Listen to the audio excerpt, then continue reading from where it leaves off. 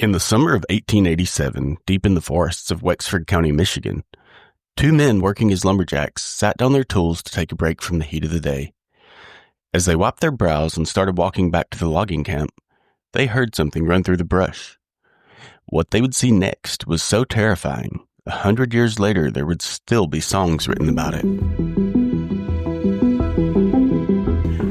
Welcome back to Legends May Live, where we explore the strange, the mysterious, and the downright eerie. I'm Drew, and today's episode features several stories of a mysterious creature that spread over the span of 100 years. The last one might make you think twice about your next camping trip. As the two lumberjacks traced the sound through the woods, they looked trying to figure out what this thing was. It sounded huge. Every step hit the ground with a thud. But whatever this thing was, it moved fast. Then, it suddenly slowed down before entering a small clearing. The men carefully approached a gap in the brush to get a clear look at this thing. As it came into focus, instinct told them to run, but they were frozen, half in fear and half in curiosity. What they saw was a lean but powerful frame of this dark, brown, hairy beast. It stood on two legs and its body looked almost like a man, if not for the hair and the 7-foot-plus frame. Its shoulders were broad and its chest was deep. But the part that was truly disturbing, the part that really made these men uneasy, was its head. Its head was like some kind of wolf. It was like something that shouldn't exist, yet here it was standing right in front of them. And then, out of nowhere, it turned its face toward them. Its amber eyes not yet seeming to quite land on the men. But then it let out this howl. It sounded more like a scream of a man than the howl of a dog, but it wasn't quite either. At this, the men were just about jumping out of their skin. They're tripping all over themselves trying to get away, and finally they find their footing and they head back to camp as fast as their feet could carry them. But the beast never followed. It never even tried to pursue them. Though they would tell their story, it wasn't met with wide publication. In fact, it almost faded into the abyss of time until 1987, a radio disc jockey recorded a song called The Legend regarding this story. He did it as a joke, only to be met with call after call of people claiming to have seen the Dogman.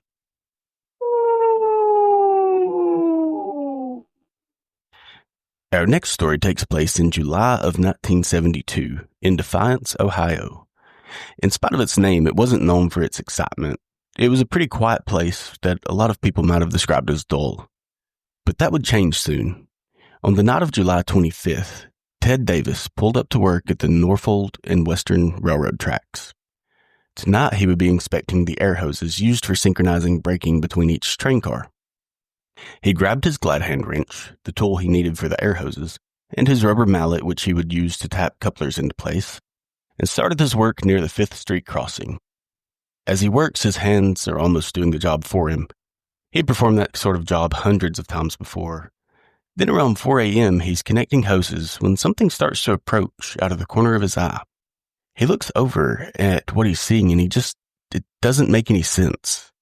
He rubs his eyes and starts to crawl out from under the train car, but what he's seeing is still so odd and out of place. It's these two huge feet just covered in fur and matted hair. As he's able to get out into the open, he stands up and gets a look at the rest of this thing, and it's not any better. In fact, it's much worse, because what he's seeing is this 6 to 8 foot tall, human-like thing, but it's not quite human. It's almost like he was looking at this supersized blend of a dog and man.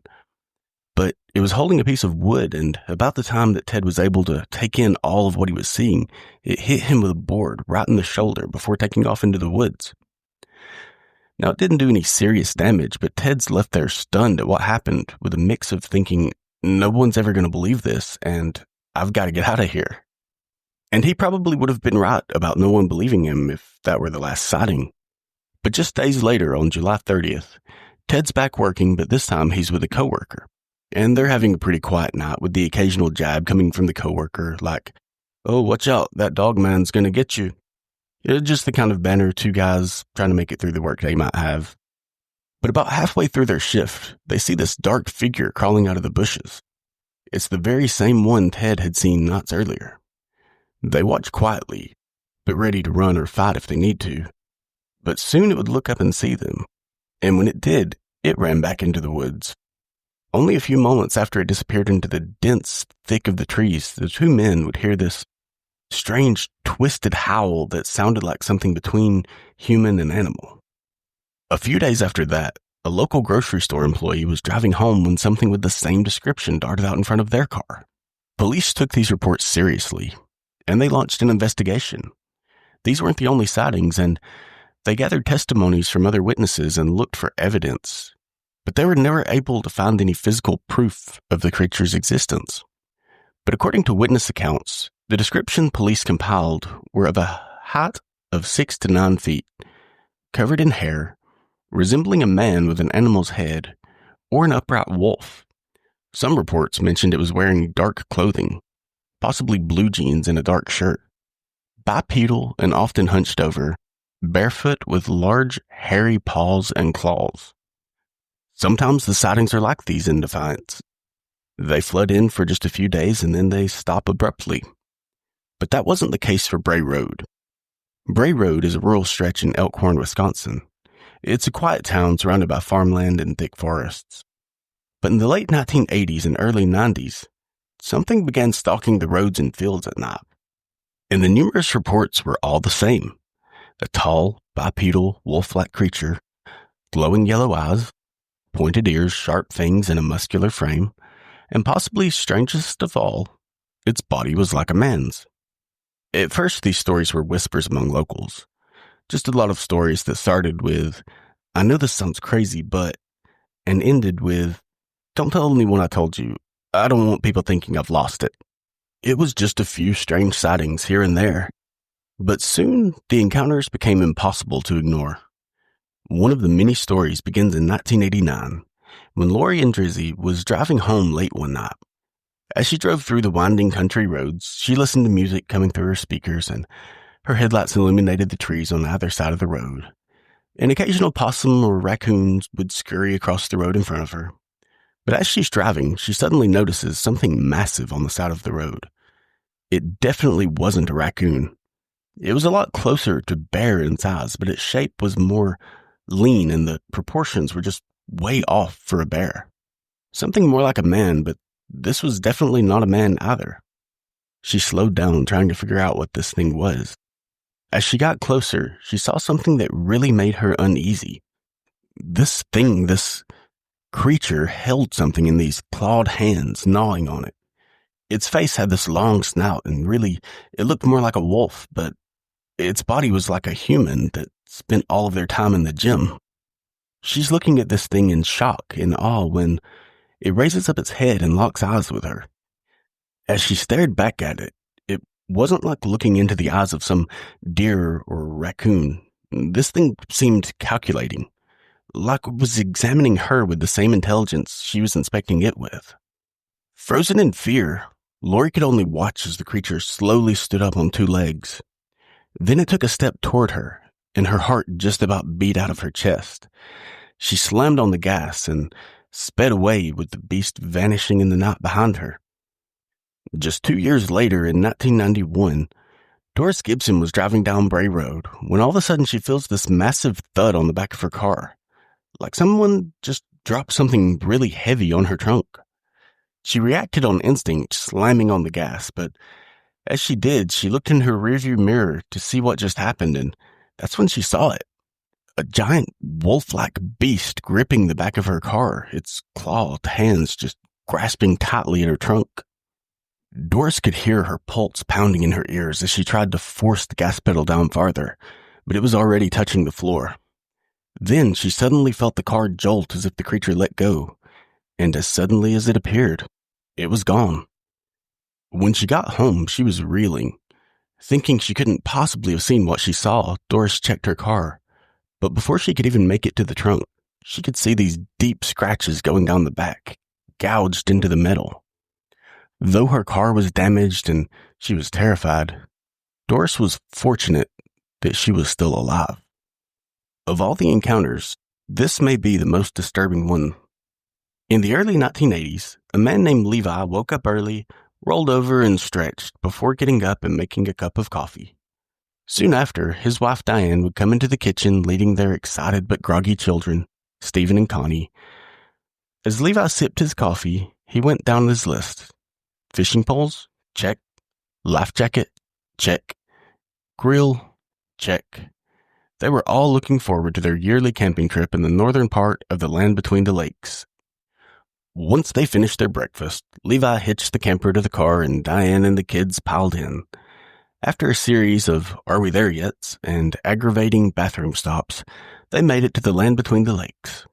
They scoped out a good spot and set up for a week full of fishing, hiking, and taking in nature.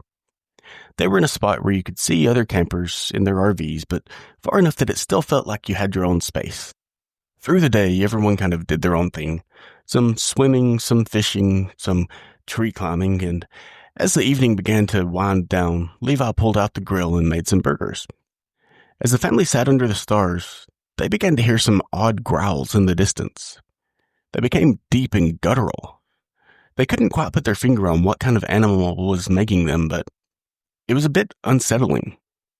Still, it sounded far enough away, really wasn't a big deal, so they didn't worry about it too much. The next morning, Levi and Stephen got up and made their way outside. They were going to go ahead and get some firewood for later that night. Diane was still in bed. The sound of the chirping birds was just so relaxing, she thought it's the perfect time to sleep in. Meanwhile, Connie was still trying to decide what she wanted to do with her day as she slowly muddled around the camper. So Levi and Stephen are out gathering up sticks and twigs, and Levi greets the camp neighbor Roger as they walk by, when out of nowhere there's this loud rustling coming from the thick brush. Levi looks up and there's this enormous black mass coming directly towards Stephen. It grabs him in his mouth and begins to shake its head, but Levi yells out for his son and moves to try to beat this thing away from the boy. It drops Stephen and turns to Levi. It wraps its teeth around Levi's arm and he's trying to fight this thing back, but it reaches its claws around and just tears into his chest. Levi tries to wrestle this thing, but it's over in a matter of seconds. Roger just looks on in absolute horror. He's terrified, and the beast looks up at him, and Roger ducks in his camper before it can see him. He climbs into a closet and just waits for what he feels like is hours. Then eventually he builds up the courage to step back out, get in his car, and go to the nearest park ranger's office to report the attack. When authorities arrived, they found Levi's body mauled, lying on the forest floor. Stephen was found just a few feet away, and he too was gone. When they went to the camper to check on the rest of the family, they found that the door had been ripped open, and the walls of the camper were covered in claw marks. Inside was a severely mauled Diane. The camper was in total disarray, but Connie was missing. Shortly after, police were able to find her halfway up a tree, partially eaten. Later, Roger would report the scene being taken over by unidentified agents. And that's it for today's episode of Legends May Live. Dogman sightings have persisted through history, often written off as folklore or misidentified animals, but many are adamant about what they've seen. What do you believe? Is Dogman real, or just a case of mistaken identity? If you enjoyed today's episode, don't forget to like and subscribe and share with a friend who loves a good eerie tale. In the meantime, keep your eyes open and keep a lookout, because legends may live.